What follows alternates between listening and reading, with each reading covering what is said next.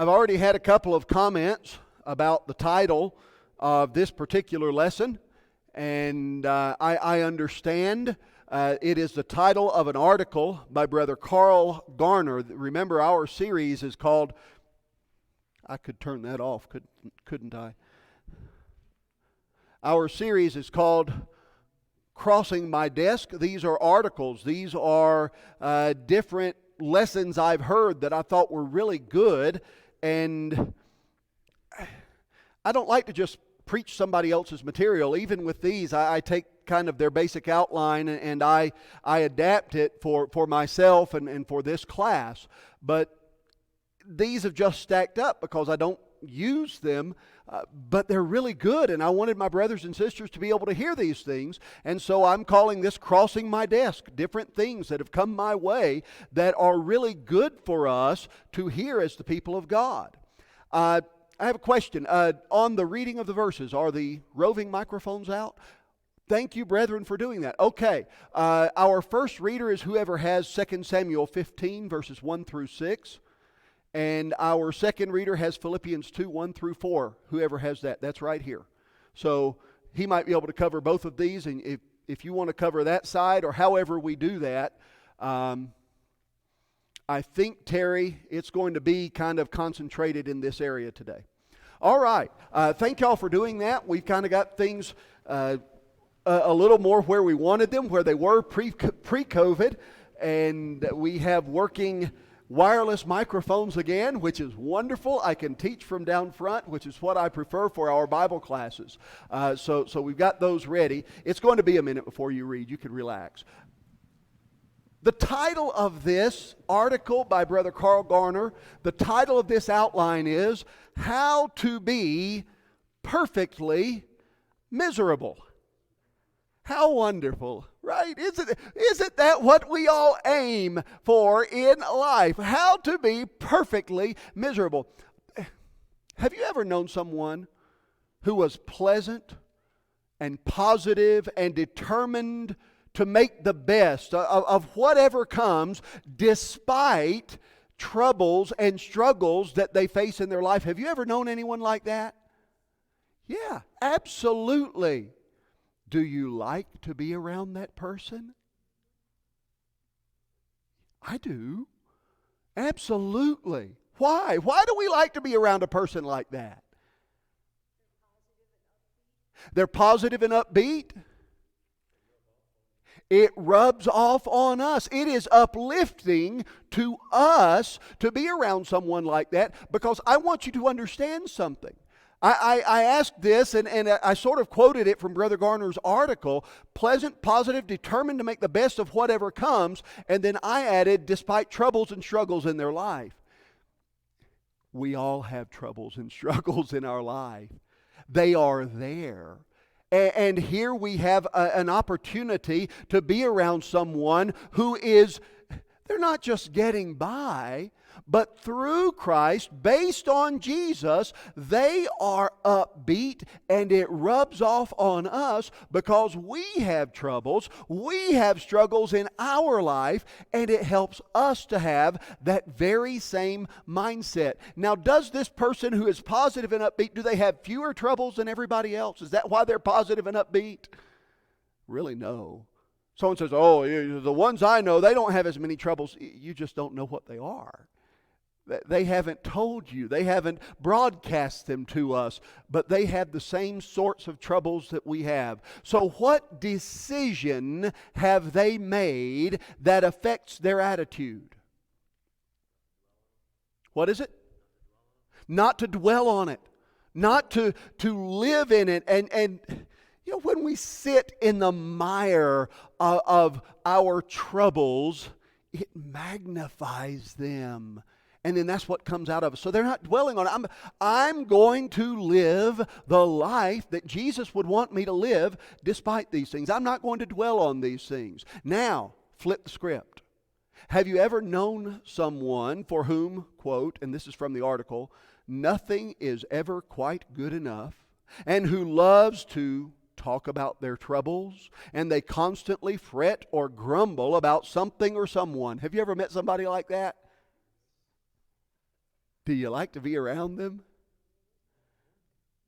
Not really. Why? Why don't we like to be around them? Okay, instead of uplifting us and helping us to have a good mindset, they drag us down. They cause us to feel, you use the phrases, tired and worn out. And you're right. When we spend time around someone like that, we go away and we think, I need a cleansing breath somewhere. I need to sit down and pray because this has dragged me down. Yes, ma'am.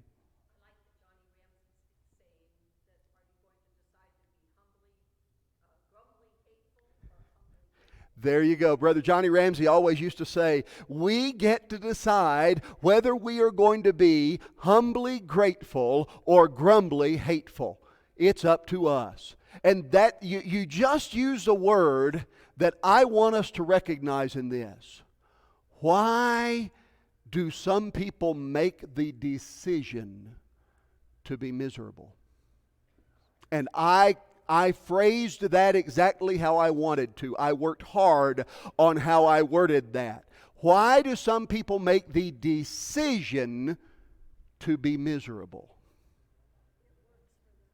It works for them. They don't want happiness. For us as Christians, joy. It is something that works for them, Ken. It could be the family in which they grew up. It's all they know. It's all they saw growing up. They think this is what life is about. I'm not going to say much about this here because I'll end up a little morose. But when I was growing up, my family life wasn't great. I didn't know what family was supposed to look like. And I had a friend, his name was Michael, and his family welcomed me in. I would spend weeks at his house. And that was the first place I saw a happy, functioning family. And I thought, what is this? I want this. And that family will never, ever know what they did for me. Now, Michael passed away in his 20s from a congenital condition, but that family changed my life through a mindset, and it was amazing. Yes, ma'am.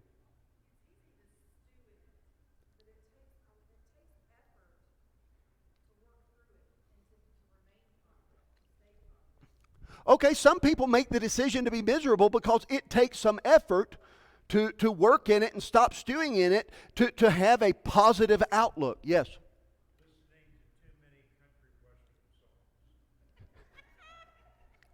This is too many country western songs, he said, and Christy is very happy you said that.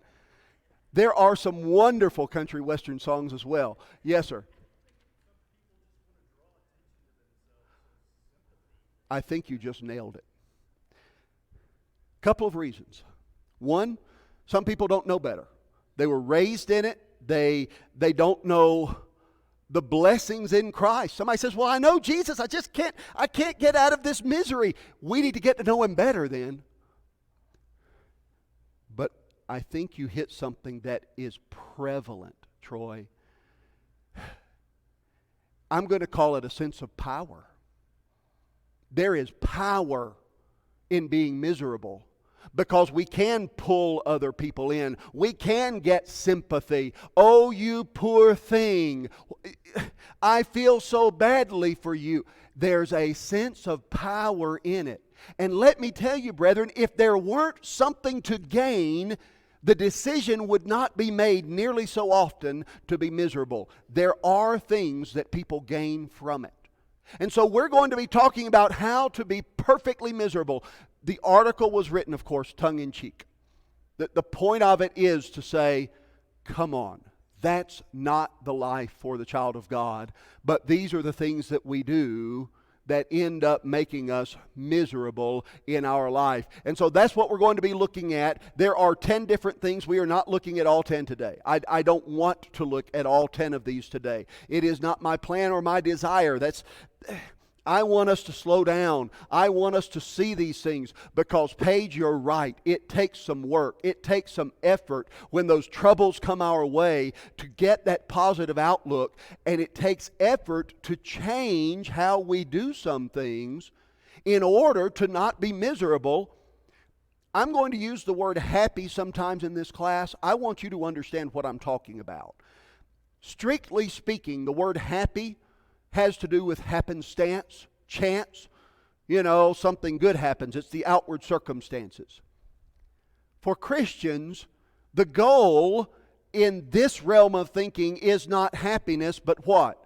Now, you always say, God doesn't want me to be happy, He wants me to be obedient. But in this context, the words just came out of your mouth. Say it. Joy. Joy is not the same thing as happiness.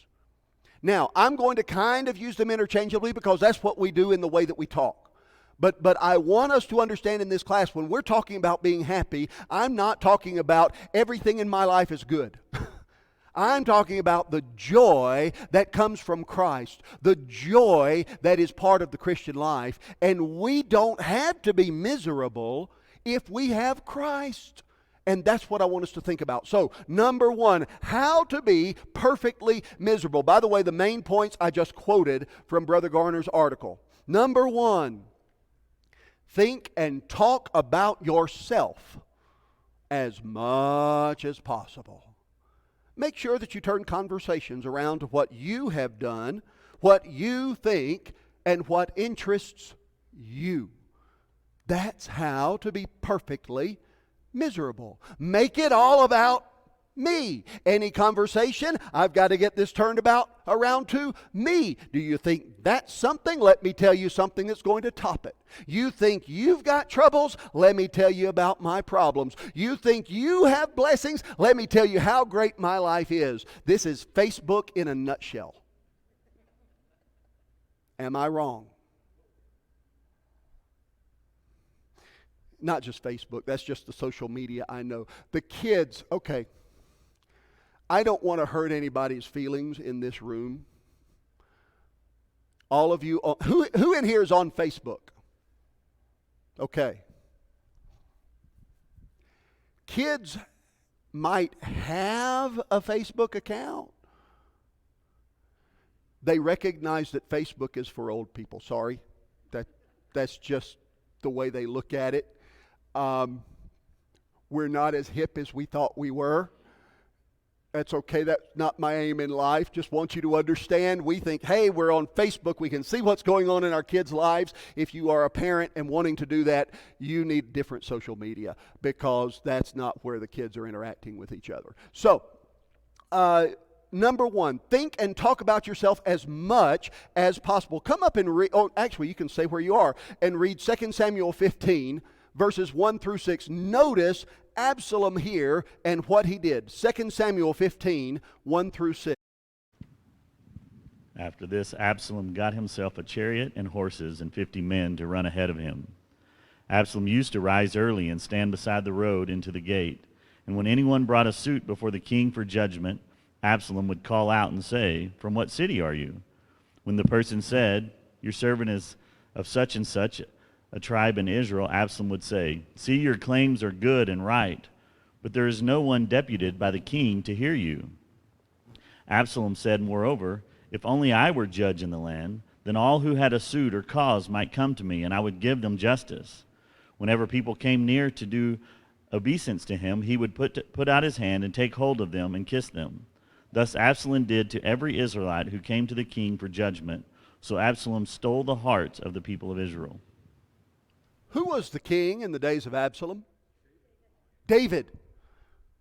Who was David in connection to Absalom? David was his father. Now, I want you to walk through this. I put this on the outline, and after the second point, I realized I've got to stop doing this because I have 10 points and I have a front and back page, and the inelasticity of type. I could go down to 6-point font, but then nobody would be able to read it. So I had to stop this. But I put it on for the first couple of these. I want you to think about Absalom and what he did. Number one, he put himself into a conspicuous place. Where did he go? To the gates of the city. Why? What's the point about the gates of the city? Everybody has to come in that way, yes.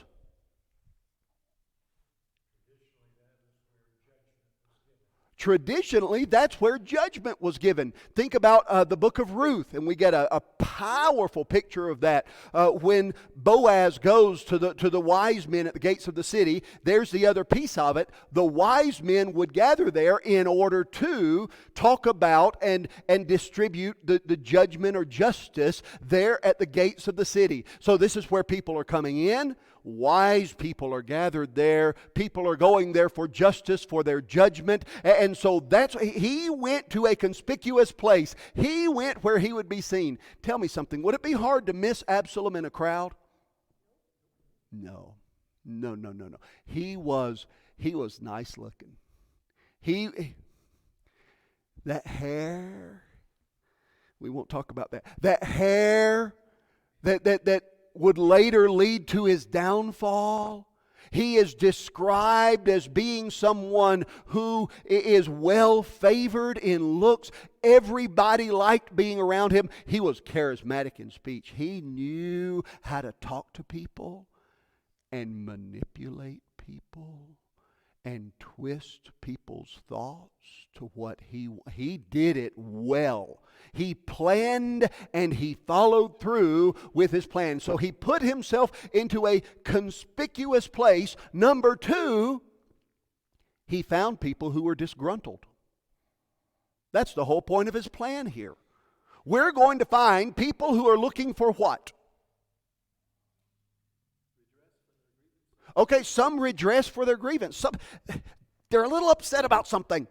Something didn't go right. And I've got to go to the king because my neighbor and I are at odds. And do you want to know what he did to me? And the neighbor's just as mad and thinks he's just as right.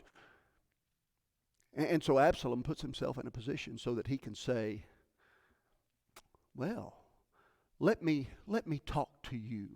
You who are disgruntled. You who are upset. You who are dissatisfied.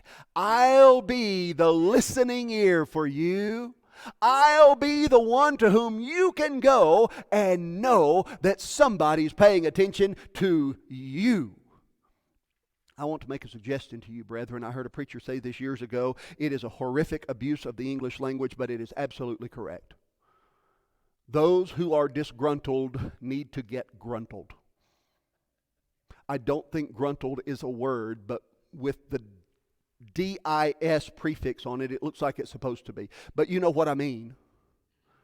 We can't be a disgruntled people, always looking for somebody to hear our take on things. Okay. People sometimes wonder, what are some of the things that go on in the preacher sessions at polishing the pulpit? There are sessions there for everybody, and anybody can go to you can go to any session with a male speaker. The female speakers, only ladies can go into those. But here's one of the things that is said to preachers at polishing the pulpit. Nobody's interested in your hot take. What does that mean?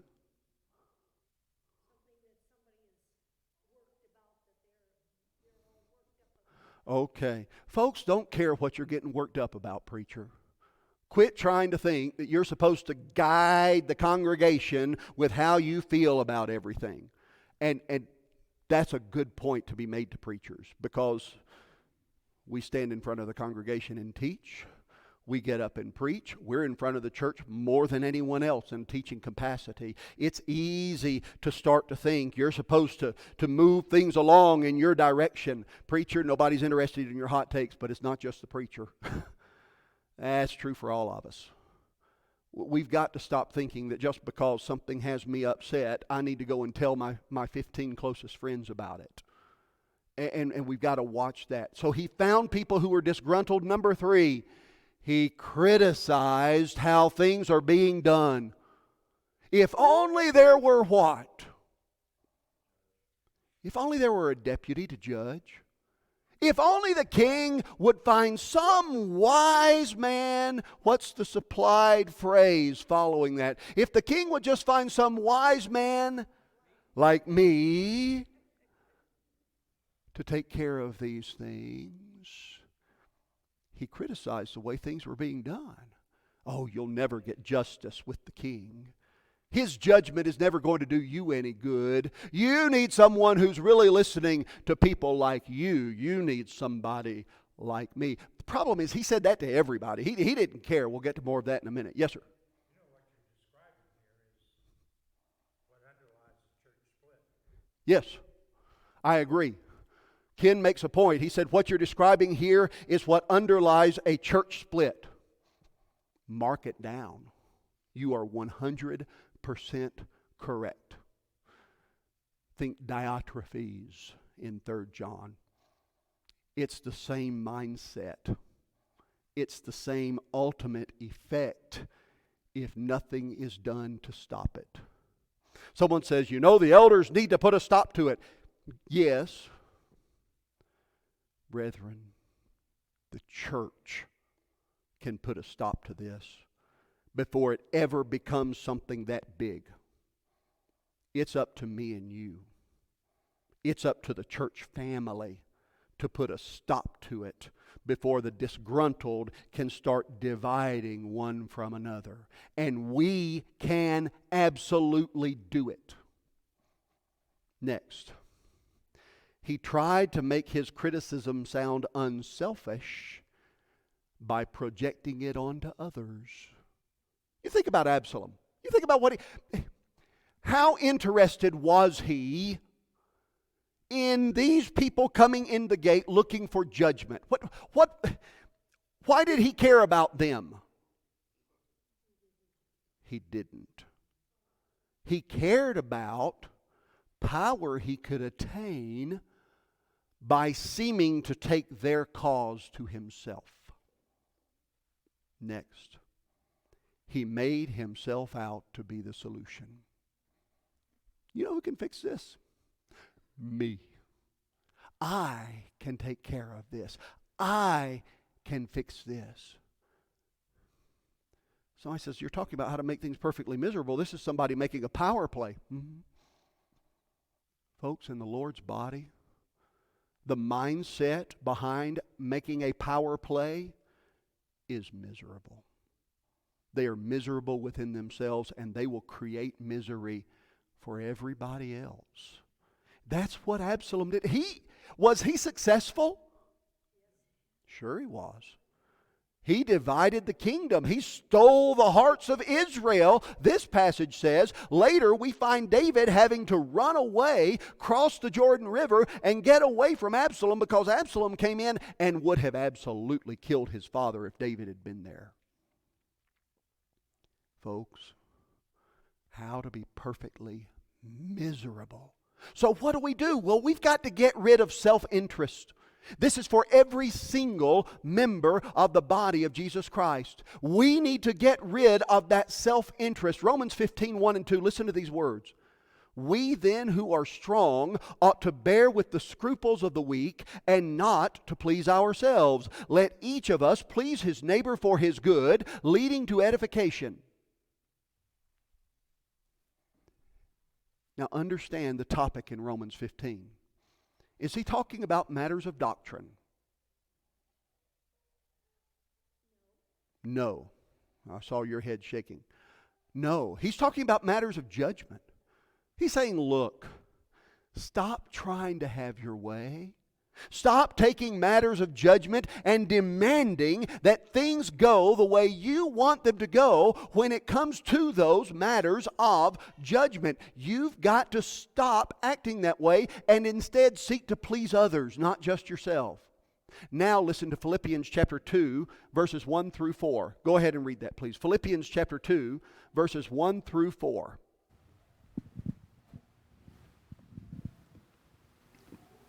Therefore, if there is any encouragement in Christ, if there is any consolation of love, if there is any fellowship of the Spirit, if any affliction or compassion, make my joy be complete by being of the same mind, maintaining the same love, united in spirit, intent on one purpose.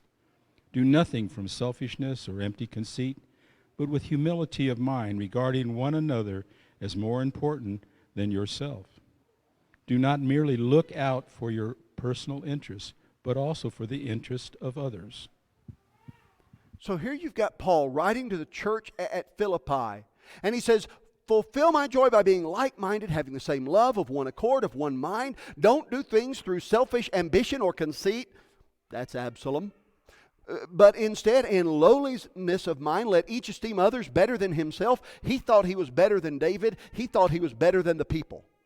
He honestly thought it was his job to use the people, and that's what he was doing, using the people, in order to overcome his father David. He thought he was better than the others. So don't think that. Esteem others better than yourself. Look out not only for your own interests, also for the interests of others.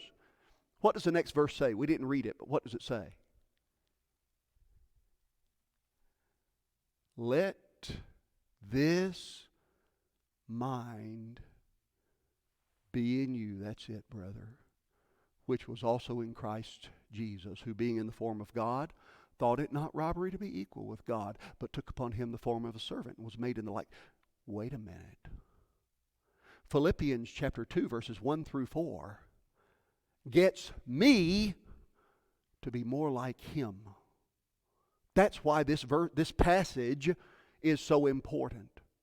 You want to be miserable? Think and talk about yourself as much as possible. You want to be like Jesus? Put others ahead of yourself. Yes. I think a big problem is, especially with our young people, is a common thought is make yourself a priority, do what makes you happy, find what makes you happy. And we have the most miserable young people than ever and higher suicide because they've got it all backwards. That's a great point. That we have an epidemic among our young people that has nothing to do with COVID. It's an epidemic of suicide. You look at the suicide rates, they are frightening.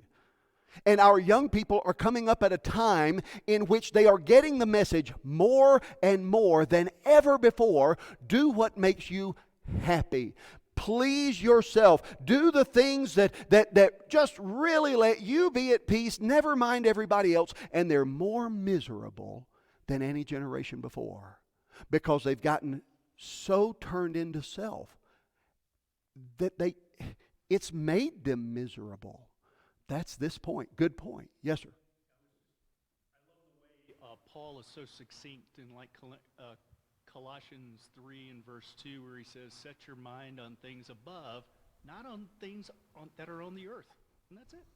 Absolutely. In Colossians chapter 3, Paul tells those Christians, set your mind on things above, not on things of the earth. And if you keep reading, look down at verse 4, I believe.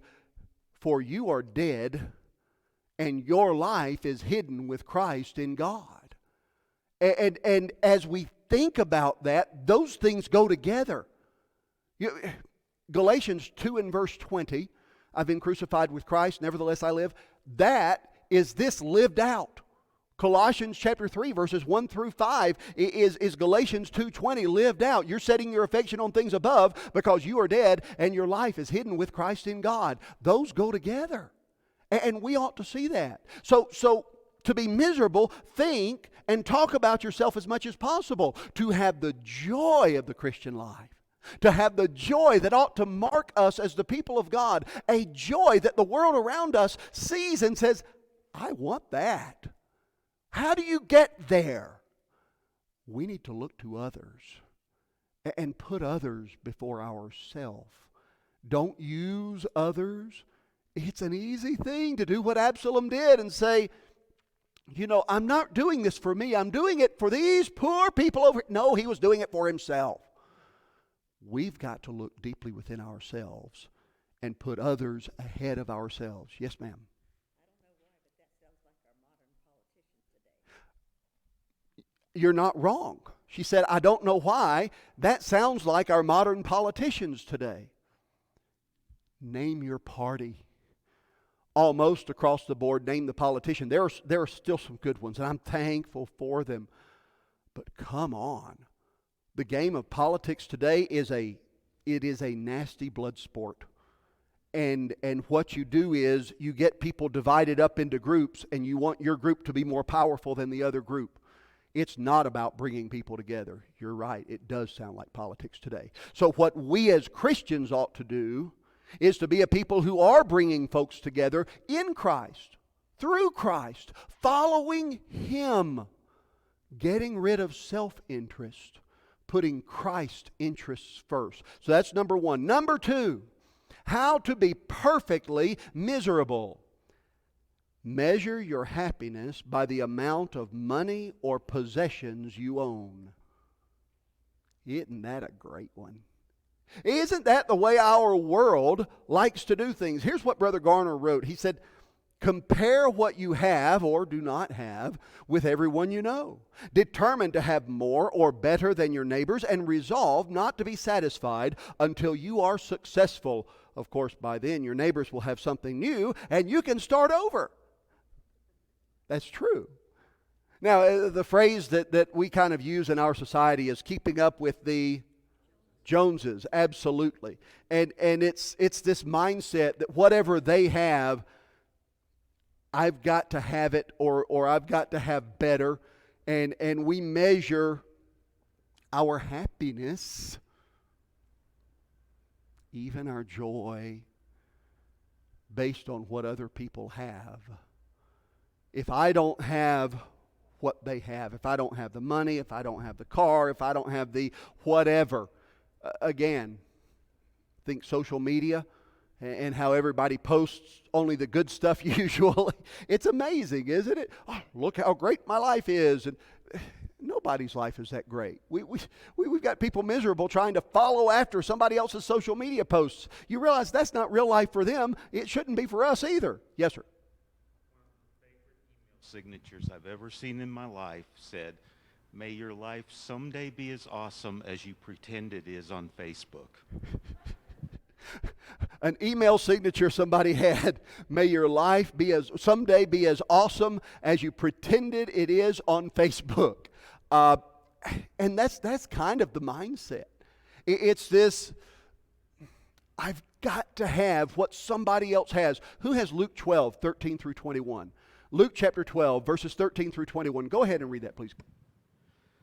Someone in the crowd said to him, "Teacher, tell my brother to divide the inheritance with me." But he said to him, "Man, who appointed me a judge or arbitrator over you?" Then he said to them, "Beware and be on your guard against every form of greed. For not even when one has an abundance does his life consist of his possessions." And he told them a parable, saying, "The land of a rich man was very productive.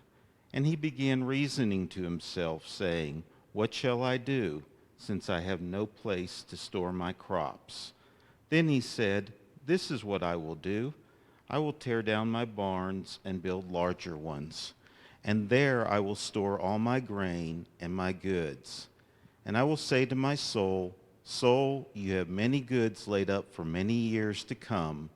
Take your ease, eat, drink, and be merry.' But God said to him, 'You fool, this very night your soul is required of you.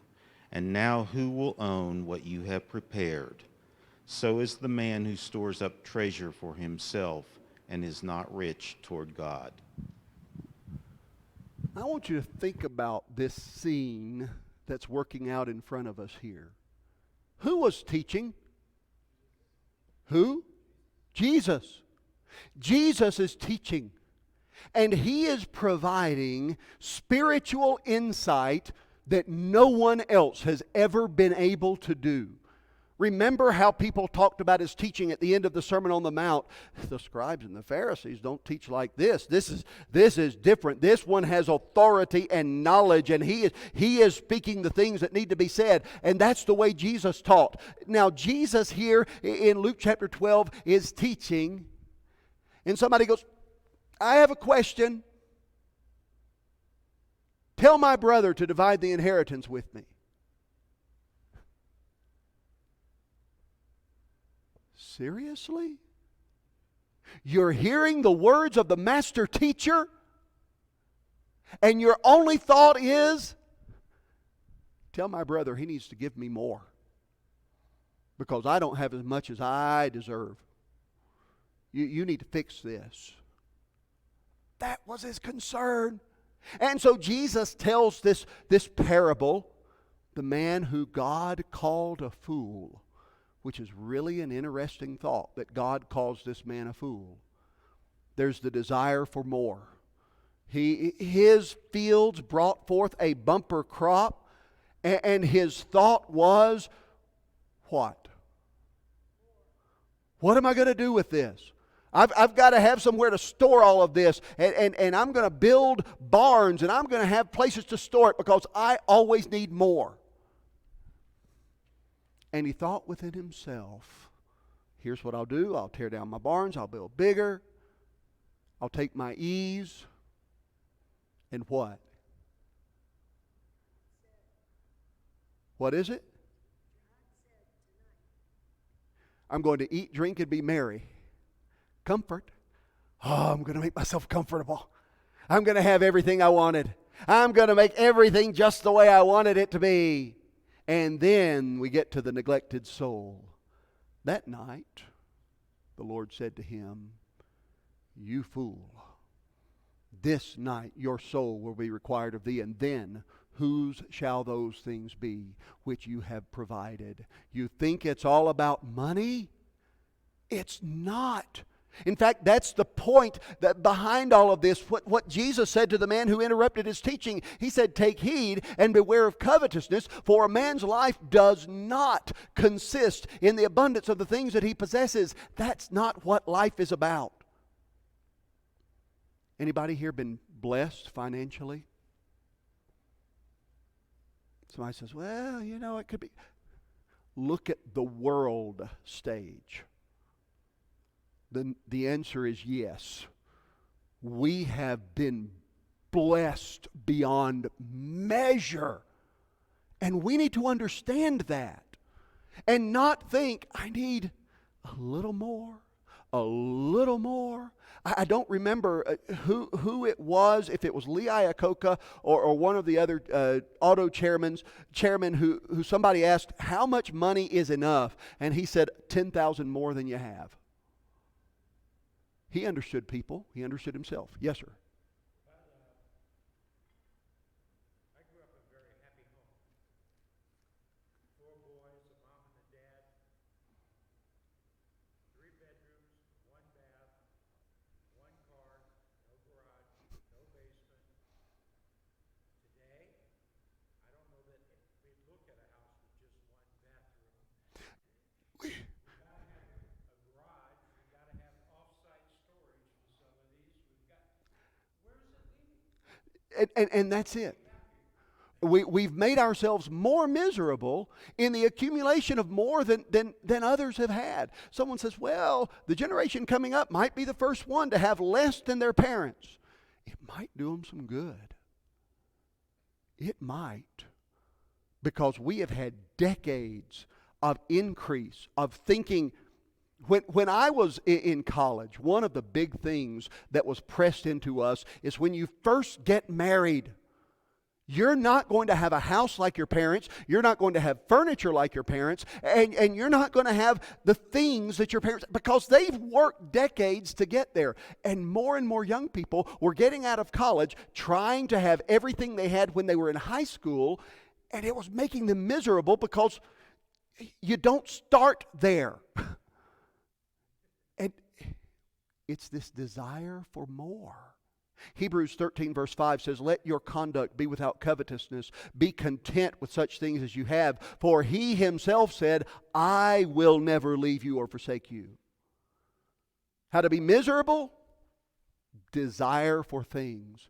Measure your happiness by the possessions you own. How to be happy? Joyful? Well, that's different. That's in him. He has said, I will never leave you or forsake you. There's a difference. Where's our heart set? Going back to what Troy said, set your mind on things above.